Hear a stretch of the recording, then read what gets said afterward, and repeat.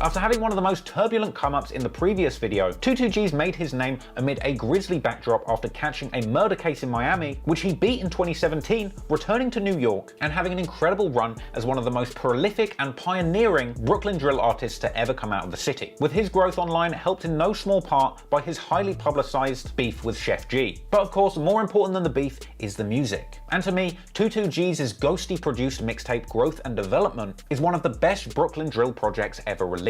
As much as I love Pop Smoke, this tape is just incredible. His track Suburban Part 2 from that tape ended up going gold, and his 2021 release The Blicky Tape 2 showed a massive amount of artistic growth and development from 22G's as well, with the opening track Twirlanta having one of the most impressive build-ups and drops I've ever heard in a hip-hop track full stop. With that video racking up close to 9 million views in 9 months, it was clear that 22G's is here to stay. But this project also represented another big positive step in 22G's life, away from just his artistic development. 22G's would actually say in an interview with print-based publication that's distributed in prison, Striped Mag, that the Blicky Tape 2 was actually entirely recorded in Atlanta, where he now resides. This move out of New York was something he apparently did to network and take advantage of the flourishing music scene over in Atlanta, as well no doubt to escape some of the more nefarious and dangerous elements of his past in the mean streets of Brooklyn where he came up. To be honest, there really is nothing better than seeing a drill rapper from a dangerous city or situation moving out of the city where they face the most risk, making a long-term commitment to life and the entertainment career that they've cultivated,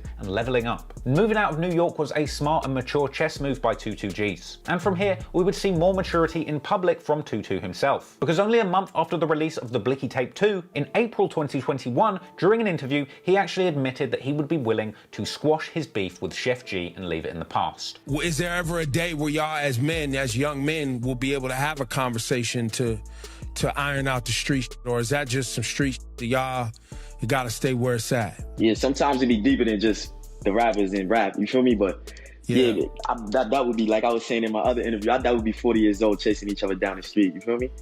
Yeah. It don't make sense, so we might as well start figuring it out from now. This is one of the most mature things I've ever heard a drill rapper say. Really. Who wants to be 40 years old chasing their ops down the street? Unfortunately for Sheff G, the fear of being chased led to him carrying a weapon when the law did not permit it, and that only continued the cycle. Perhaps if Sheff G had moved out of his city sooner, he might have had an opportunity to avoid this predicament. Anywho, since extending this olive branch, through to the end of 2021, 22G's focused solely on the music, dropping big videos for tracks on his project, with his most recent release Retaliation sitting well over 2 million views in 3 months. So I got no doubt that he's loading something big for 2022, after all it is literally his year. I just hope that he can remain focused on the music rather than the streets. And I gotta say, the August 2021 bust on Blicky Gang affiliates, who had apparently been running a gun racket from Georgia to New York, is a little bit concerning. But 22G's himself has not been implicated. I just hope that he remains focused and on the right track, in the booth rather than in the streets, so that he can continue giving fans the bangers that they want.